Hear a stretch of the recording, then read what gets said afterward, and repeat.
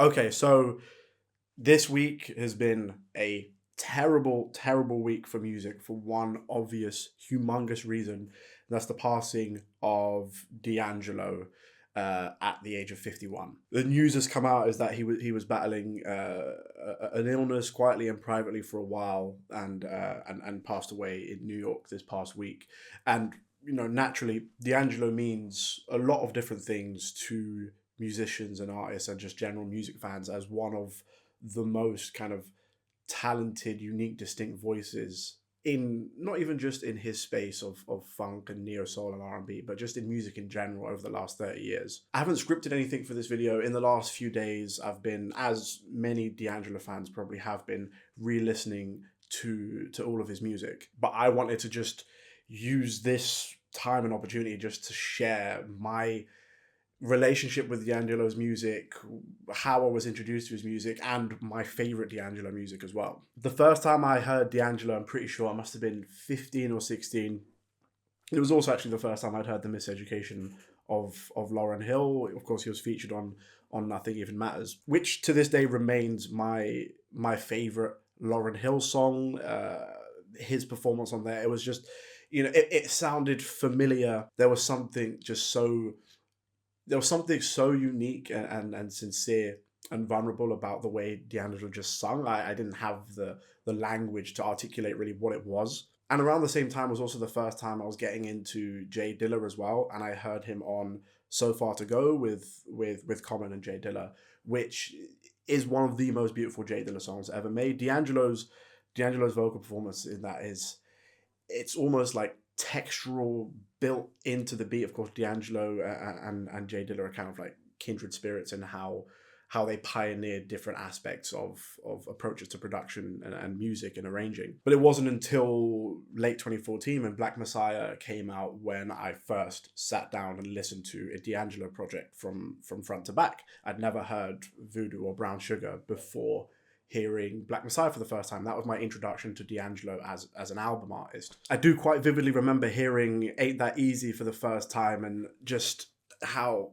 funky and murky and textured and detailed and expressive it was. It was kind of like nothing I'd heard at that point. I must have been like 17 or 18 when that album came out. And since that point on, of course, after that, I went back to Brown Sugar and I went back to Voodoo, and I learned about D'Angelo's life and his relationship with fame and his position in the public eye, especially after Voodoo, and all of the personal struggles and issues that he was dealing with in the 14-year interim between Voodoo, and how that informed some of the things on Black Messiah as well. And now, of course, we are aware Black Messiah would be the final album to be released in D'Angelo's lifetime. I've heard some rumors somewhere, I don't know how substantiated they are, but apparently he was in the studio with Raphael Saadiq working on a new album. I'm not sure if that's going to be something that's posthumously released or not. Posthumous releases are always very, very hit and miss. I think most of the time they are miss.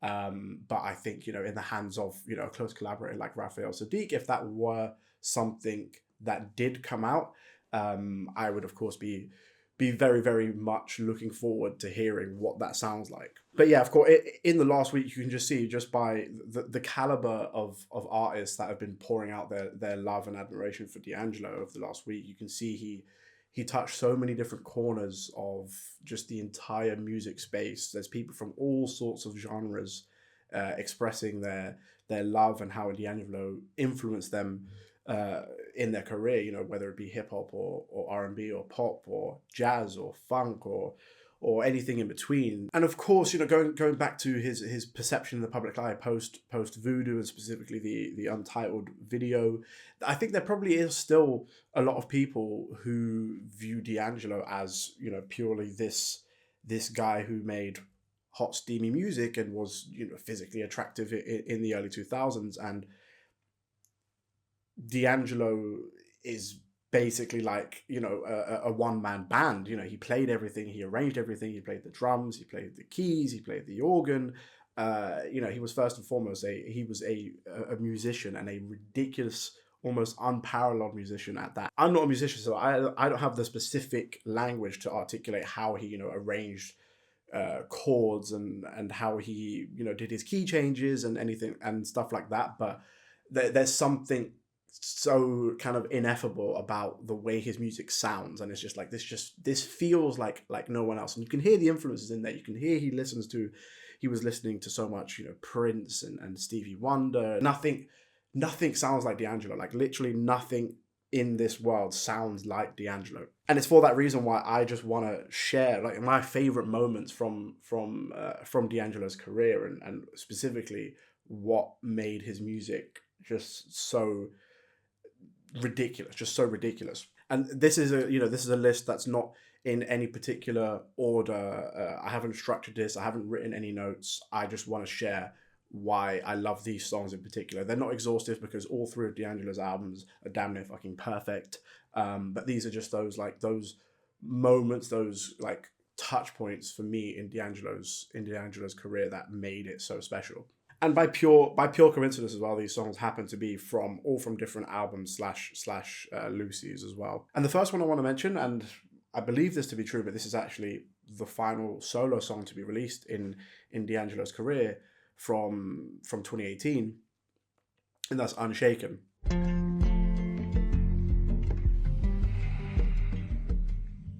Unshaken was, of course, written for the soundtrack to Red Dead Redemption 2, which D'Angelo was apparently a humongous fan of. He was playtesting it. Apparently, it was just like one of his favorite games ever. I'd never played it until like a couple of years ago, and like I love this song so much that it convinced me to go and play Red Dead Redemption 2 because I wanted to hear it in the context of the game. Like the reason I played that game was specifically just because of this song. And this song does something as well that D'Angelo, you know, rarely showed off. But like the range of his vocal range on this song is fucking insane. Like I showed this song to my partner for the first time a couple of days ago because she was unfamiliar with D'Angelo and his music. And you know, when he shifts into the first verse with the super deep "Did I hear a thunder?" she thought that was someone else, and I was like, no, that's D'Angelo. Like his low register was just like, it sounded like a different person, but it was just like, I don't know, it's like otherworldly. Unshaken, I think it's D'Angelo's most somber song.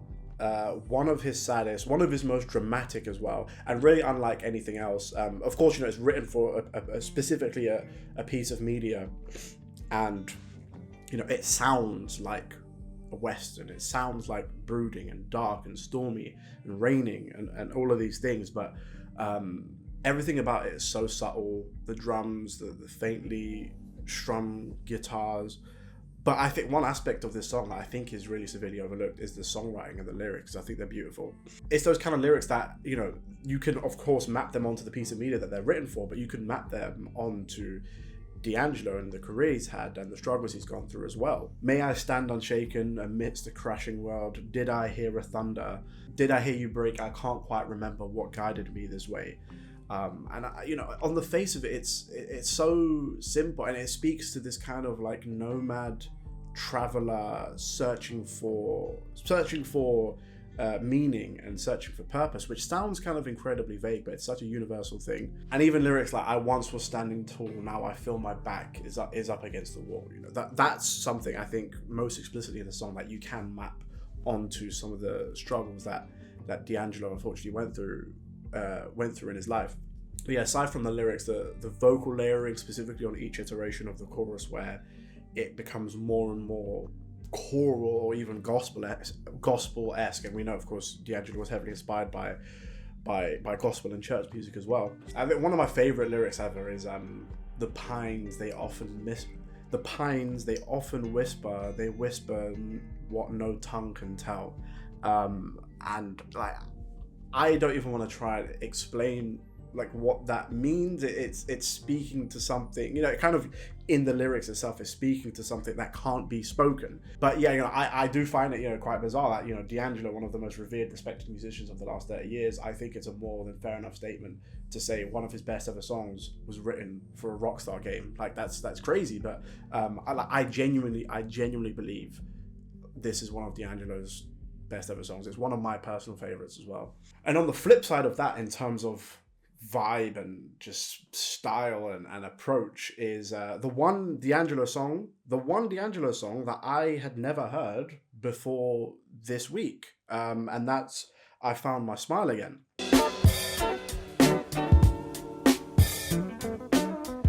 I don't know how I'd never heard this song. I've also, don't kill me for saying this, I've never seen Space Jam. And I know this was on the soundtrack to Space Jam back in the 90s, and then it was released a few years down the line, I think, in the middle, late 2000. And I heard this song for the first time a few days ago. And first of all, I was thinking, how the fuck did I miss this song? This sounds like pure fucking joy. This song is one of the funkiest things in existence. I only heard this like 4 days ago, and it's already like one of my favorite D'Angelo songs ever. The guitar, how bright and summery it is. It does, it feels very 90s, of course, especially with the groove and the way his vocals are layered. There's some sensibilities in there that, that you can map onto maybe some of his contemporaries in the mid 90s, but how groovy and funky it is. And again, his super unique register, separates him from everyone else making R&B and R&B adjacent music at that time. And the lyrics are very simple. It's this pure expression of just love and joy. To me, it sounds like running through a field in summertime somewhere in Central or Southern Europe. That's what it sounds like to me. That might not make sense, but that's what it feels like. This song just feels like joy. It's so groovy. Like, I can imagine this song, like a wedding is winding down. There's a few people left on the dance floor and they just want to like get their groove on. But there's something so sincere and to the point and simple about these lyrics, coupled with just the amazing musicality as well.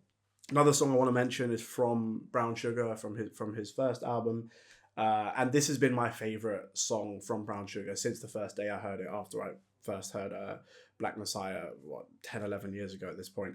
And that's Shit Down Motherfucker. The way the song builds, like, it's like every four, the intro, you have the very just crisp, clear drums, and then you have like an extra layer every four bars that slowly builds into just like the grooviest, funkiest shit you've ever heard. You have the wailing, jazzy funk guitars as D'Angelo's vocalizing before we get to the first verse, and the verses are super, super simple. It's effectively a song about this guy finding his wife cheating with his best friend, and he crashes out. And it's the smoothest crash out you'll ever hear in music. Literally the smoothest way of crashing out. But for me, what gets me is that fucking bit. When I first heard that bass line, like it never gets old to me. As soon as you hear that doo doo doo doo doo doo doo doo doo, that's fucking crazy. That's so crazy to me.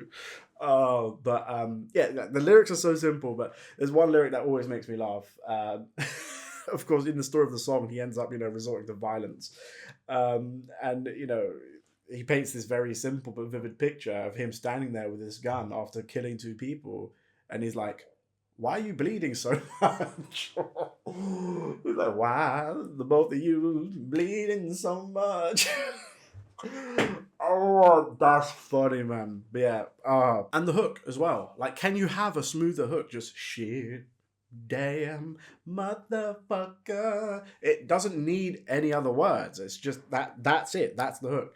But again, aside from that, aside from the violence and the absurdity of the lyrics, in this shell of this super smooth R&B song, again, like, it all boils down to his musicality. For me, this song is built and relies on that guitar and that bass and the drums. And it's a song that if this song was 10 or 15 minutes, you'd still be grooving to it. Like, the groove is that sticky. It gets like, it burrows in your head so deep. And once you hear it for the first time, it for me, it never gets old. Never gets old. Next one I want to mention is from Voodoo. Again, Voodoo is such an amazing album. But gun to my head, someone says, what's the best song on Voodoo? This is the one I always answer, 9 times out of 10, Spanish Joint. like Shit Damn Motherfucker, the guitars, it's so intricate. Of course, it's called Spanish Joint, very Latin jazz influence as well. But it's so subtle as well. The doo doo, doom doo doo doo doo doom doo doo doo. Are you crazy? Are you crazy? Like the first time I heard Spanish Joint, I was tweaking. I was like, what the fuck is this? And you get to like a minute and a half, 2 minutes into the song, and again, it's so groovy. The guitars are going crazy. D'Angelo's flowing, and then you get the horns and the brass. Again, like very briefly, but like it's just like every layer is so intricate and detailed and just expertly put together. In my opinion, I think Spanish Joint is maybe the jazziest song. And that's saying a lot because there's a lot of jazz influence in D'Angelo's music, but this is maybe the jazziest song that he ever recorded. And it's the one song that I've picked that's probably the hardest to articulate why I love it so much if you haven't previously heard it as well, because so much of its appeal relies on its groove, and on that fucking guitar, man, on those guitars and on those horns. It's a song that has to be felt, it has to be listened to, that, you know, is amazing for just like dancing to. It's beautiful like lounge music as well, but you can sit and listen to every intricacy too. Spanish Joint is such a beautiful song. You know, it goes without saying, if you haven't heard Spanish Joint, please listen to fucking Spanish Joint. I've been playing it all week over and over again. I've loved the song from as long as I can remember. And the last song I want to mention is from Black Messiah. Black Messiah is such an amazing album. There's 1,000 Deaths, Back to the Future, The Charade, all of these amazing songs. Sugar Daddy as well with the amazing pianos. And it's, you know, it was one that was released as a single, and it's very, very obvious to see why. And that's Really Love. This song isn't normal.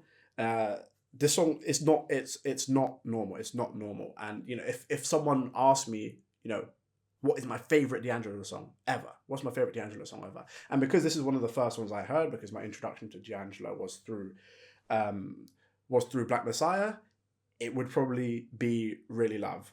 The build in this song, the simmering, you know, like Spanish Joint as well. It's got those Latin guitars, but it's framed in a much like darker context and environment.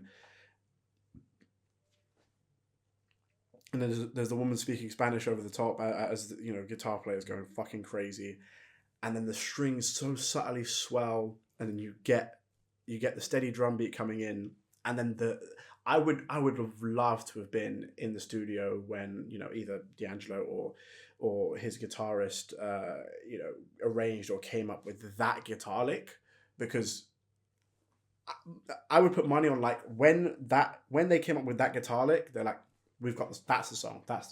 It's so subtle and just beautiful. The little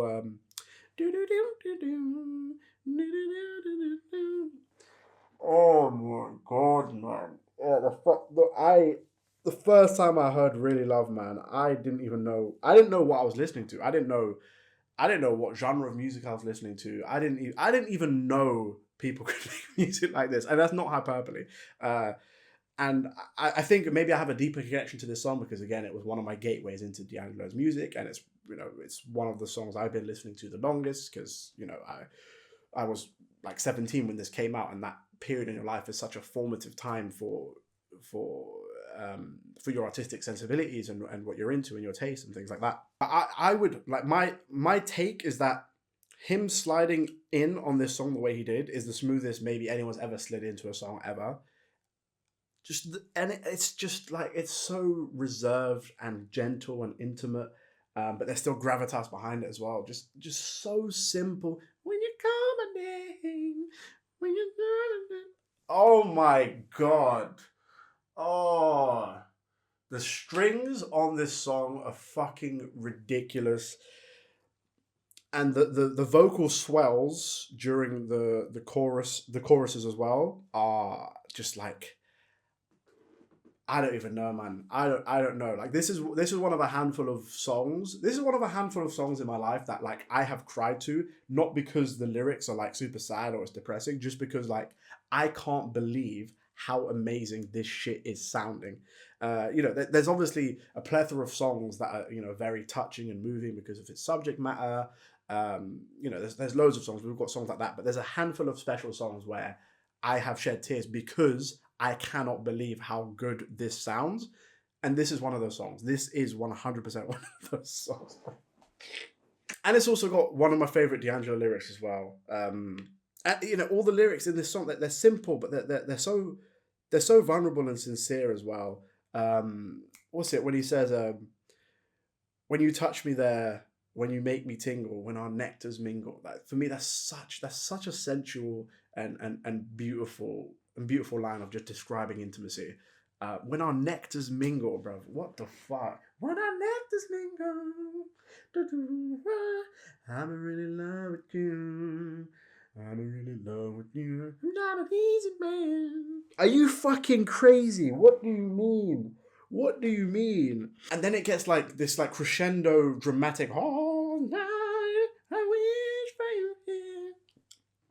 Lay your head at the side of my hip. And then it just goes back into the I'm really in love with you. Not normal. Yeah, I cannot speak highly enough of Really Love, and no pun intended, how much I love this song as well. But those sort of moments are dotted and glittered throughout D'Angelo's entire career. Like I said, he has 3 albums. All of them are damn near perfect albums, and they're very different from one another as well. And it's just like people aren't exaggerating when they say like we've lost one of the pioneers. Like over the last 30 years, we've lost one of the pioneers. And that's true. I don't think that's hyperbole. I don't think that's overstatement. And I think if you speak to a lot of musicians, specifically musicians as well, they will all tell you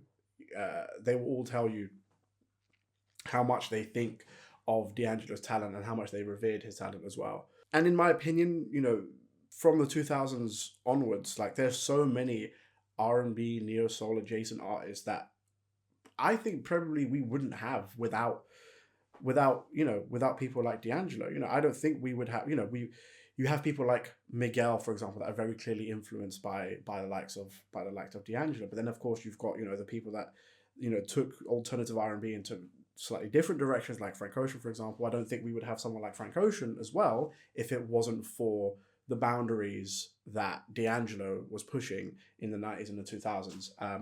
But yeah, no, we lost just a different level of talent, a different level of musician. Bad week for music, a terrible week for music, but an opportunity for people to revisit his amazing music, and for some people who may not have heard D'Angelo's music before, maybe their favorite artist has posted something about D'Angelo and they're like, I don't know who that is, let me check it out. I implore you to do so, because you're going to find some of the best music of the last 30 years. But yeah, that's all I wanted to say.